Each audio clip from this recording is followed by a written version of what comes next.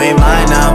Let me find out. Didn't see that coming, made me wanna put my eyes out. Fall spending life together, I guess I was blind. What's up, everybody? It's your girl Tiana Murray.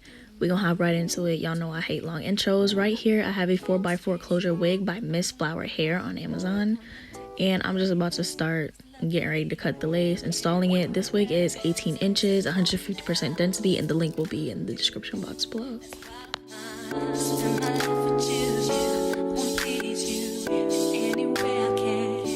So right now I'm just cutting the closure on my wig. When you're cutting your closure, you want to make sure you're cutting in a zigzag motion, not straight across.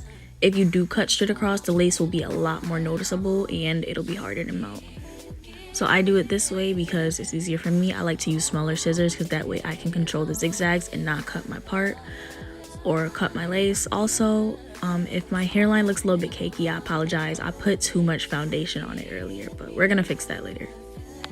I don't know how I forgot to mention, guys, the look that we're gonna be doing today is a 90s layered cut bob. So stay tuned. So now I'm just taking my lovely wax stick that is infamous in all my videos by now. Y'all already know I love my Ebin wax stick. And I'm about to start prepping the hairline to get it ready to be installed.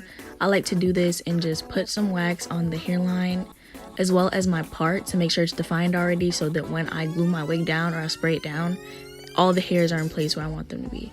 So yeah, this is the reason why the front of my hairline is cakey, because I was using the sponge a little bit too much on the hair, but I didn't end up wiping it off at the end of the install. Nothing that a little baby wipe can't fix. Also, if my face seems like flushed or my lips seem a little bit bruised, this is because I was sick when I recorded this video. I'm not sick anymore. I didn't have no Rona. I was just having a little bit of a little cough or something. But I'm not sick no more. You can still hear it a little bit in my voice, but I'm a lot better. It's just in this video I look like I got hit by a train, so I apologize. Everything you do, it's me love, everything about you.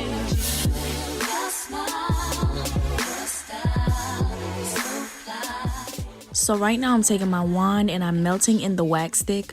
I like to do this with every install I have because when I'm ready to glue down the wig, I want to make sure I could just get straight to styling. Like, I don't have to do any extra stuff. So this helps me prep for installing the wig, and it also makes it a lot easier on me later. So I'm just about to take my wax stick and also use my wand again and just go over the back of the hair so that it's flat, so I don't have as much trouble when I'm installing it. And I will do this with a hot comb later as well.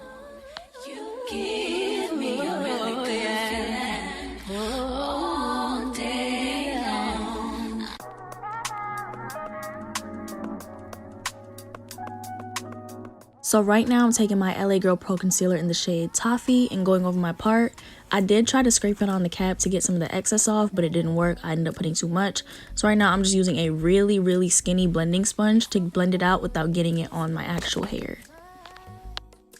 If you do have that same problem where you end up putting too much foundation or concealer on your part, or you just get too much on your hair itself, I highly recommend using baby wipes or any kind of makeup wipes, because that usually wipes it off in seconds and you can get right back to your install. I also wanted to thank you guys for helping me hit 650 views in my first week of having my first video up. So yeah, I really hope y'all enjoyed this one. Let's get back to it. So right now I'm taking my trusty Got To Be spray and I'm just spraying it along a line wherever the hair would be melted down. I don't really have any technique for it. I just sprayed around because I love this spray, and unlike the other Got To Be sprays, it does not leave that cakey white residue. So right now I'm just looking in my mirror, placing it wherever I want to, make sure that my hairline isn't too low or too far back.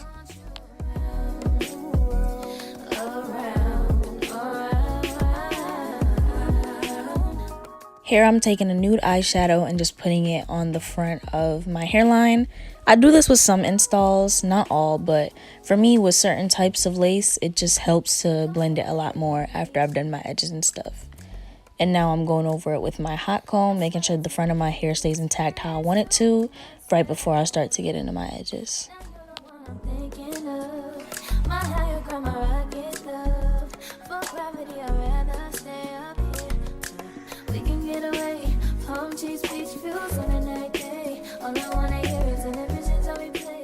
So now I'm taking my rat tail comb and I'm parting out my edges.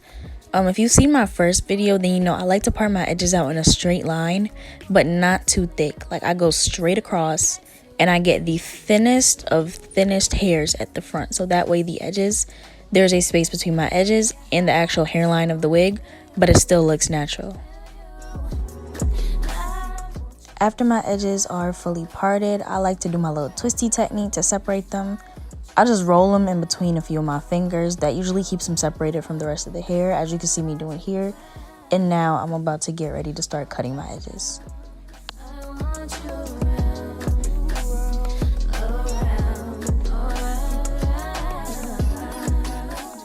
A little technique that I like to use to make my edges, one, last longer, and two, appear more natural is I like to spray them down as well, so that way the lace in between is also melted, because I know sometimes when you do your edges, you know, you'll be doing your edges during the install and then boom, lace up, like lace is lifted, everything going, and you're wondering what happened. So doing that during the process usually helps me to, one, not have to reinstall the whole wig because my edges want to come up and say hi to everybody, and then two, it helps it stay down a lot better and it helps my edges lay better. So yeah.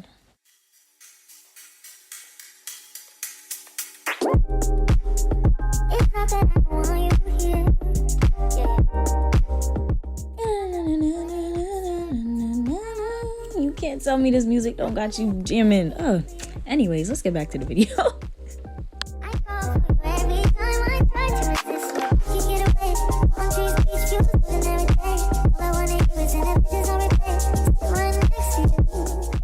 Alright, so right now I'm about to cut my edges. When I cut my edges, I really do not care. I don't. I just make sure to cut them above my eyebrow. That's the only tip that I have. It all depends on your forehead size. My forehead is huge. I just hide it with lace. So yeah. But I cut my edges above my eyebrow because that's how I like it. The shorter you cut it, the closer together your edges will be. The longer you cut your edges, the harder it will be to blend them. So just keep that in mind. I always like to lay my edges down with some mousse, and some of that got to be spray. The mousse that I use is the same all the time, but I will put the name of it in the description box. And right now I'm just trying to find the perfect swoop for my edges. I don't know why I had a little bit of trouble today. It's probably because I wasn't feeling good, but yeah.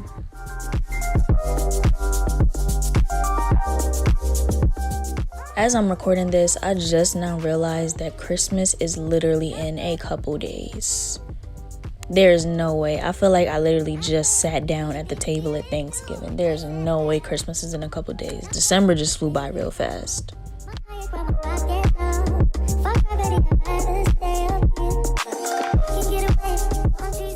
So right before I flat iron my hair, I like to put this Garnier silk serum on it. I will put the link in the description box below. I do not know the name of it, but I've had it for a while and I keep repurchasing it. I just know what it looks like. So I apply that all over the hair, and then I go in with a heat protectant spray. I will also put that in the description box below. My hair ended up being damp after this because I don't know why I didn't think that to spray the heat protectant first and then let it dry out, then spray the oil. But you're gonna see the consequences to my actions in a couple seconds. As you could tell right here, old girl was feeling herself, and old girl is me. So I did go off camera and I tried to flat iron my hair.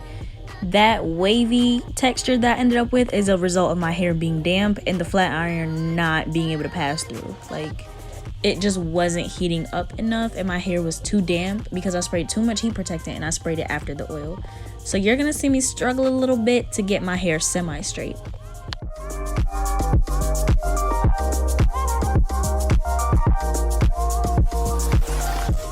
So even though it might look alarming, I wasn't really too concerned on getting the hair bone straight because we will have to cut layers in it for this look.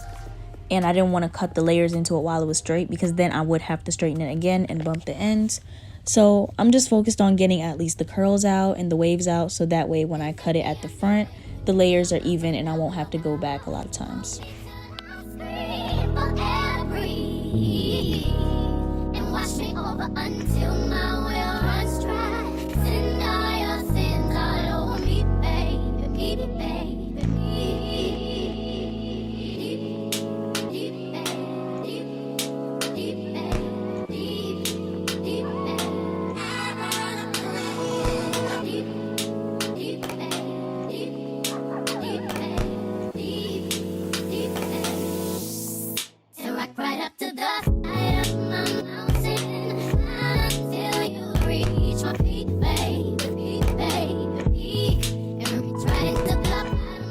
So as you can see here, I'm doing the same thing to the other side.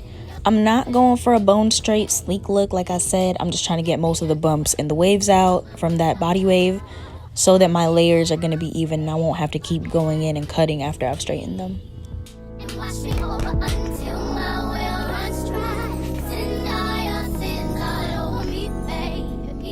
So this is how it looks after getting most of the bumps out, and I'm about to go in with my small scissors again. And now I'm just going to start cutting in a downwards motion in a very steep straight line. You don't want to go as if you're cutting straight like into a horizontal line. You want to go for more of a angled vertical line, because if you do go horizontal, you're going to end up giving yourself a very, very short bob, and it's not going to be layered. One tip that I have when doing layers is to stretch the hair in your palms right before you cut, so you can see you can almost imagine a line of where you're going for, and then bumping the hair right after. Bumping the hair right after gives you the ability to see how it will look when it's done, kind of, so that way you don't overcut or undercut. Right here's a good demonstration. You see me bumping the hair and then it is way too long, so I'm going to cut. And while I'm doing that, I'm stretching it in my palms to guesstimate where I would want the line to be, bumping it again to check to see if it's accurate, and I'll repeat this step throughout all the layers.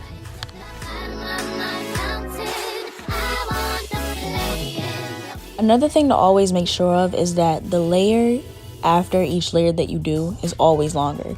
You don't want to have one short layer at the top, then one extremely long layer in the middle, then one shorter than that after, because then the hair is botched.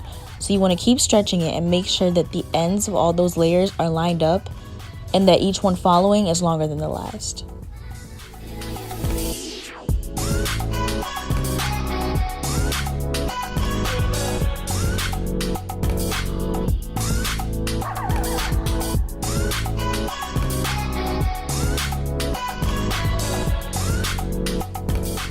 So right now I'm preparing to do the other side. I cannot do anything with my left hand. I tried to cut it with my left hand and I had to cut that part out of the video because it was so hard.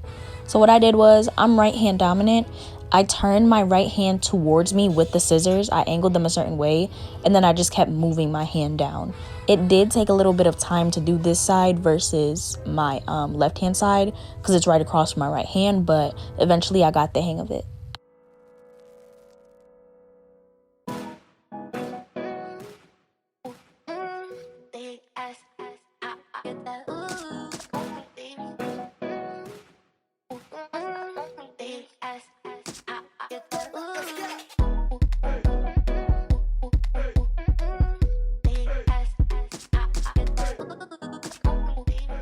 So now you just see me going over and bumping the hair all together again, seeing if I need to cut more. Also with layers are supposed to frame your face. So I have a very round face, so I'm just looking at my phone a couple times to see where I'd want the layers to land, and that's where I'm going to continue to cut.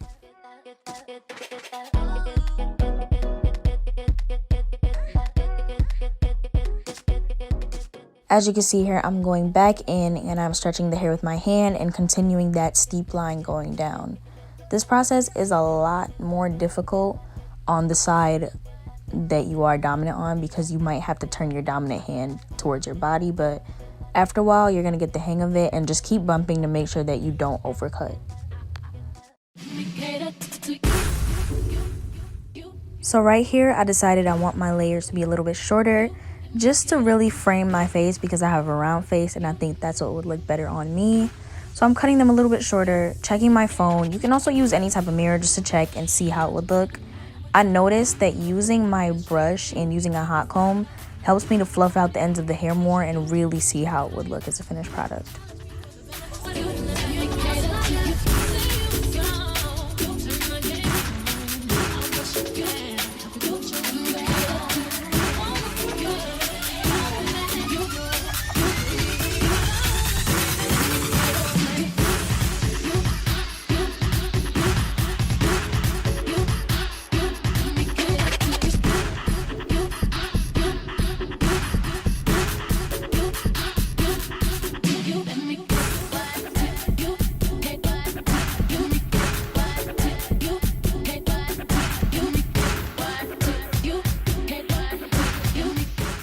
I know y'all might think this side looks a little bit rough, but don't worry, we're gonna go back in and cut that shorter too.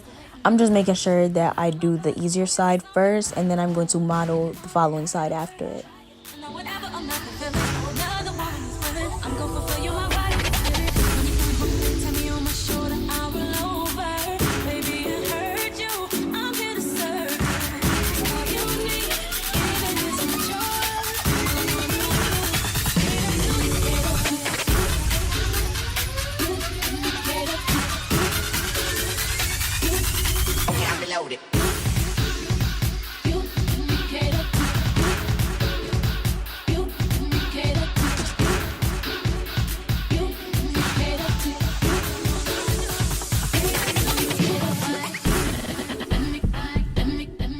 I'm loving the way that my hair is turning out. I just don't know what is going on with the back of my head. I can't believe I didn't realize that when I was filming, but the back of my head is literally like poofed up and it looks so awkward. But I promise y'all, it's gonna be fixed at the end of the video. I just did not notice it when I was filming because I was so focused on getting these layers right.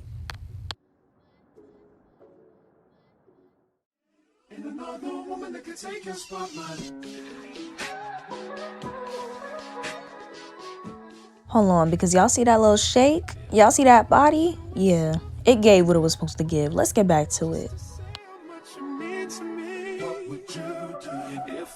So I am all satisfied with cutting, and right now I'm just about to go over the top of my head with my wax stick and my wand. I did do this off camera, but get ready to see the finished product.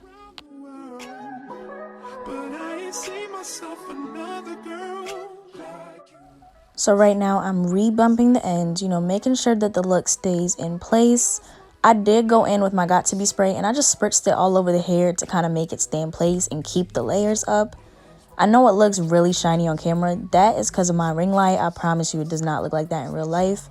But yeah, I'm about to bump the ends again, make sure all parts of the hair are even, and make sure it looks smooth all around.